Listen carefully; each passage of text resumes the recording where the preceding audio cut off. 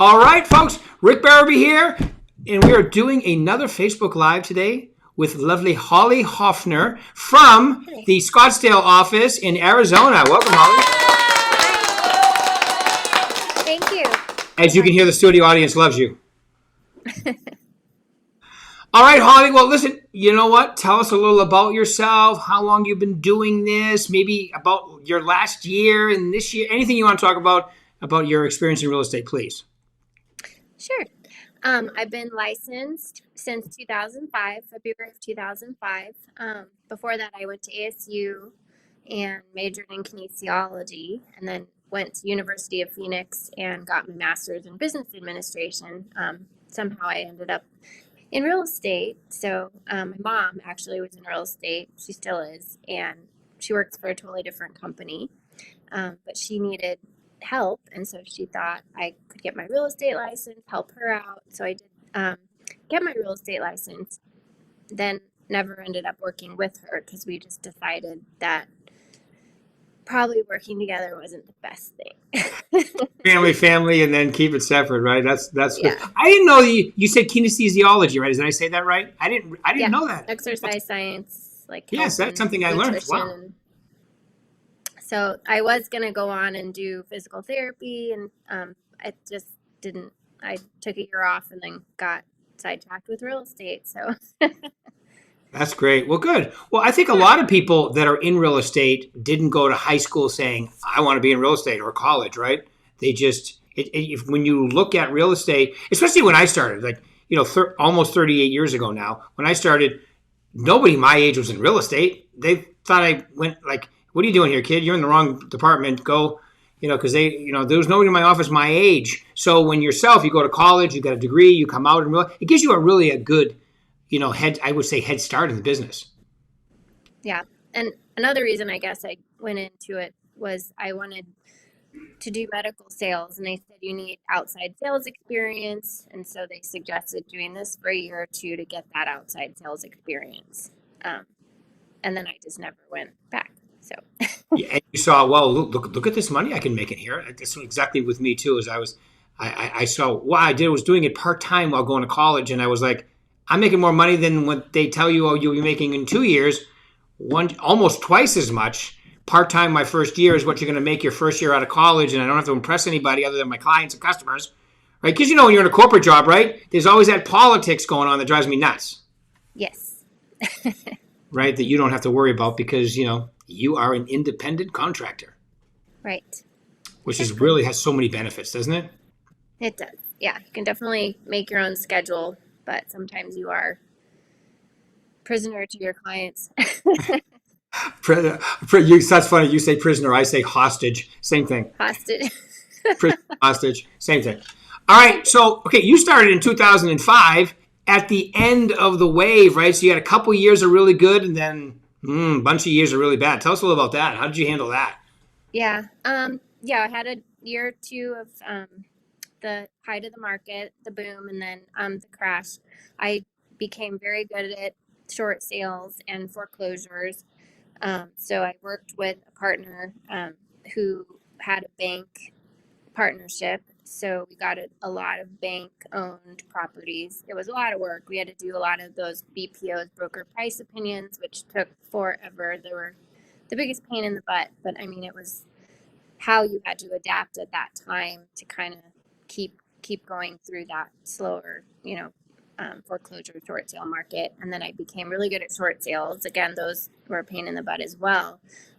But I did kind of become the short sale queen of the office. So a lot of other agents were asking me to help them with their short sales and things like that. So it worked, and that got me through that hump until it started picking up again. So.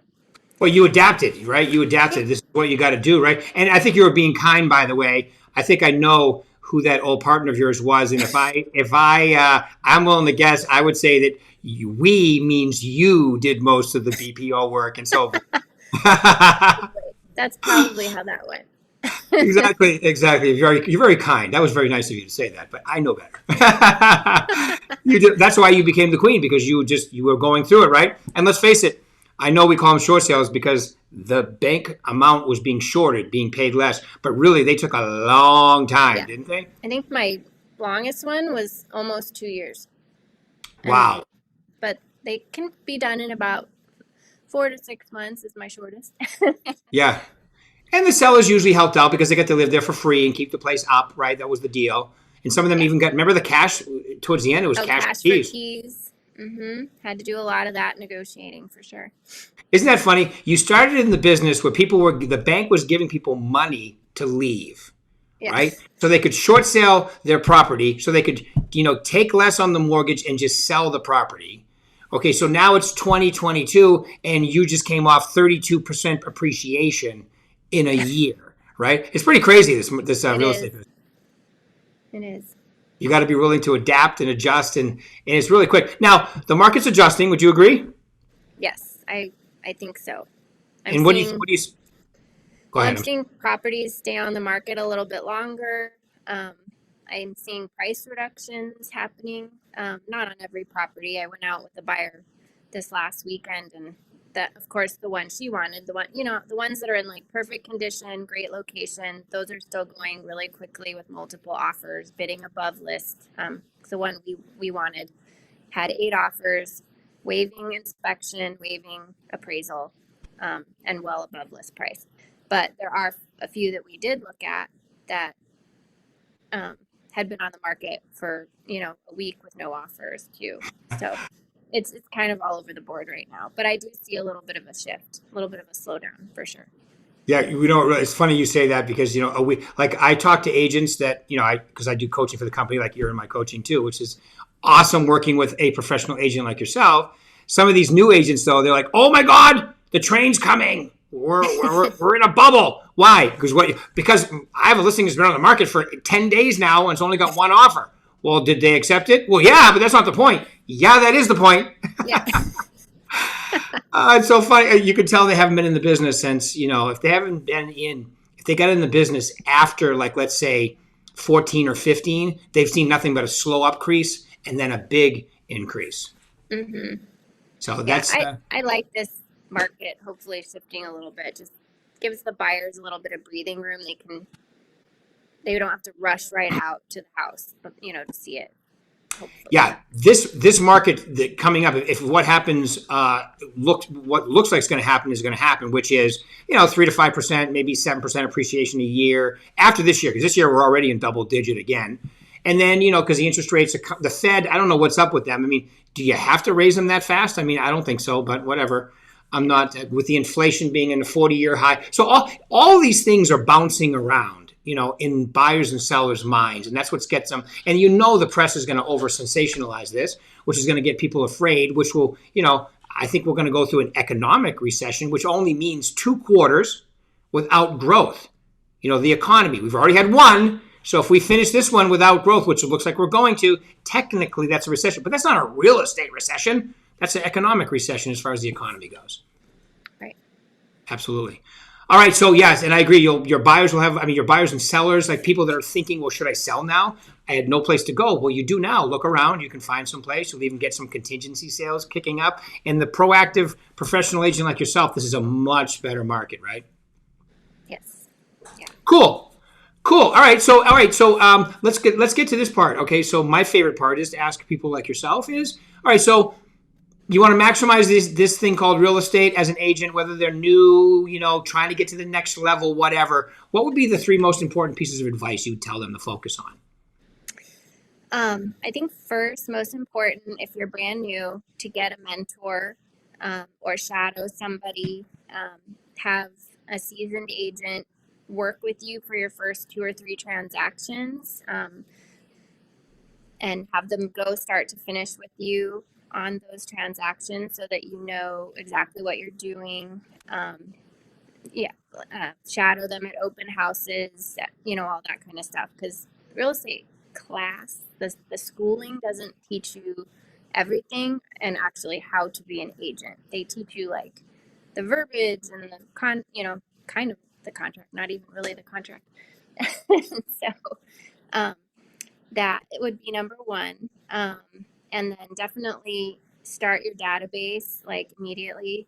Mm. Um, put everybody you know into the database, your friends, your family, your dentist, your hair person.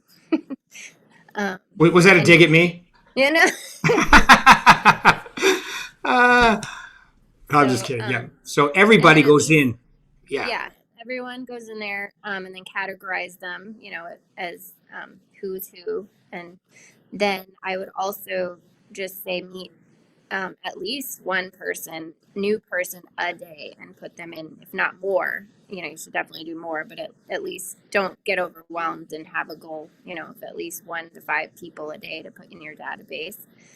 Um, and know your numbers. And that won't really happen until 6 months to a year afterwards. But if you know your numbers, you'll know how many people you need to speak with in order to get your next deal, your next listing, your next sale.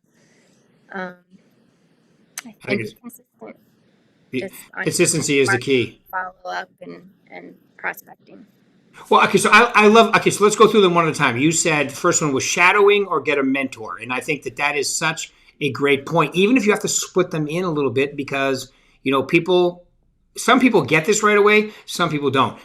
100% of zero is still zero. If you go on a listing presentation with somebody who knows what they're doing, you'll get your first one, second one, and so forth, as opposed to learn, right? So it's better to cut somebody in and invite somebody on and get some, like, you remember Sandy Garr, the woman that won Rookie of the Year. Her first 3 Yeah, deals, she's partnered she's up with AJ. awesome. Yeah, right? She did I've never great. seen anybody Rookie of the Year and number 7 in the company. Yeah, In the top 10 no, in that's Rookie, I'm like, amazing. her sale price is incredible.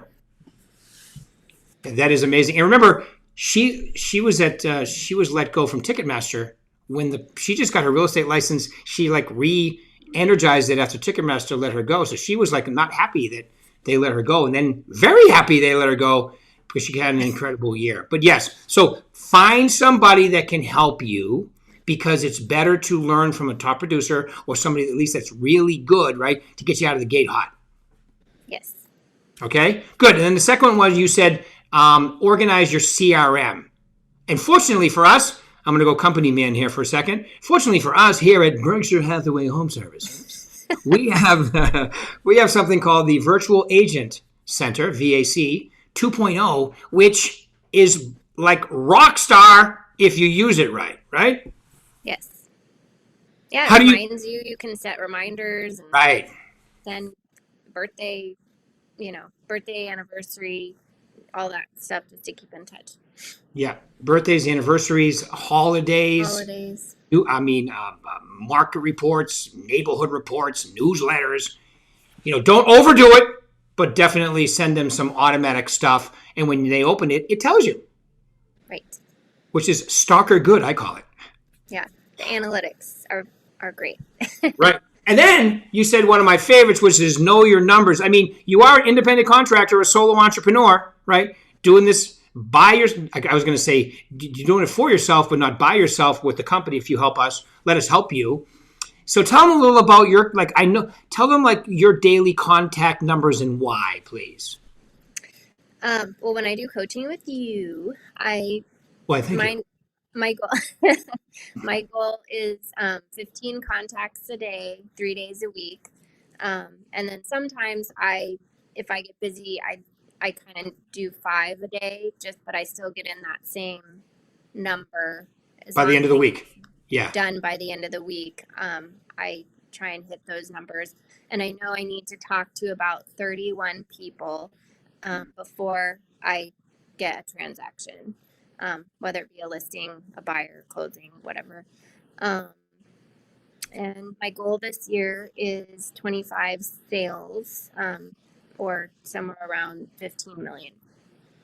15. And I'm trying to increase my average purchase price as well. It's gone up from like 465 in 2020 to 550 in 2021. So some of that's due to the market, of course. But Right. Well, yeah, your average sale price has doubled in the last 4 years, so that doesn't hurt, right? yeah. Which is great. I mean, Scottsdale is an incredible place, and I remember I've been calling it the New Orange County for a while now. It really is. It's getting that reputation too. Mm-hmm. It is. all the people that are moving there, and it's such a deal. But it's getting less and less. I mean, when I say that, it's still an incredible deal from a cost of living, taxes, and so especially where the people are coming from. Most of them are coming from California. When you mentioned cash, that's where they're coming from. It's usually California or Washington, right? Yeah, I'm seeing a lot of California, Seattle, Colorado, and where was my last? Some East Coast, Connecticut. Connecticut, wow. So Yeah, you know, Connecticut, New York, New Jersey, Boston. Most of them were going to Florida. Okay, but some people prefer Arizona because of the this humidity in Florida, and there's not really any humidity where you are. So from a health standpoint, for a lot of them, especially when it has breathing issues, Scottsdale's in Vegas too. I'll throw a plug in there for Vegas. mhm. So it's great. So you're saying that every time you talk to 31 people about real estate, like on purpose, right? Then you do a transaction. And in order for you to meet your 25 transactions a year, you got to talk to 15 people 3 times a week. And sometimes you don't do it. Sometimes it'll take you 4 or 5 days to get to that number by the end of the week, but you do it at the end of the week. Correct. And I think it's really important for everybody to hear that. That's a systematic, scheduled out way to do it that absolutely works beyond a shadow of a doubt as long as you're consistent. All right. Holly, this has been awesome. Any final, and here's the other thing too, and I know you even partner up with other people in your office or in the company to work farms and do different other things. So you're very proactive and you're willing to mix it up to get it done, which is great. Yeah, I do open houses when there are some to do, and then I do have a farm area that I have a partner with as well, Kim Nathanson. Kim And we Nathan's do from me. Vista, Cave Creek, and we've done really well with it. Last year we had 6 transactions in that one neighborhood. Yeah. In all of our marketing efforts.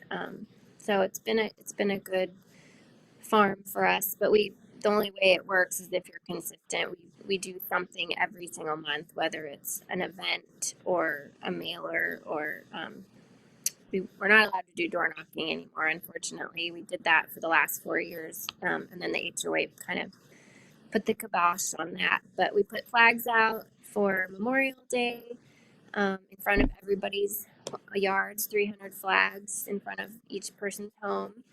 And next month, we're going to do a Kona ice truck event. Last month, we did a pizza truck.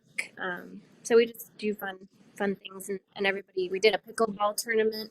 And sponsored the sweat towels, and everybody loved that. And so everybody knows us, and if you just kind of stay consistent and stay in their faces, they will eventually, when they go to sell, call us. Or use you. Yeah. No, I saw your flag. I love when you guys do your flags because you always do a great post with it, which is a very patriotic, wonderful thing to do. And you do, I know you're, during Valentine's Day, you guys did Love It or List It, which I thought was really cool. So you have some creative ways of doing it. And then the, dastardly HOA shut you guys down, which they really can't, but they did. Okay, fine. And then you guys got creative and said, okay, we'll just bring a truck in and have the neighborhood come to us with ice cream and frozen ice and, pizza and all, and a pickleball. And smart. As long as you stay consistent, which with like in some farms you can't, they have a no solicitation rule, especially the ones with gates. So you just got to get creative and mail and call and then have other events like you guys are having, which really makes sense. Yeah. And so you have one farm with Kim, but then you also have one by yourself too, don't you? I have another sort of farm that I don't do as consistently. It's a condo high rise in Phoenix. And then just around my neighborhood a little bit. But again, those aren't the ones that I hit heavy consistently. I should do better with those, but I don't. Additional farming on the side. Yeah. All right, Holly. Well, this has been awesome. I'm sure a lot of people got things out here they could use, a lot of things they could use to be more productive in their business. I really appreciate you taking your time out today. Of course. All right. Awesome. Well, thank you. See you soon, everybody. Bye, Holly. Bye, everybody. Thanks. Thanks you for having me. My pleasure. Thank you for being here.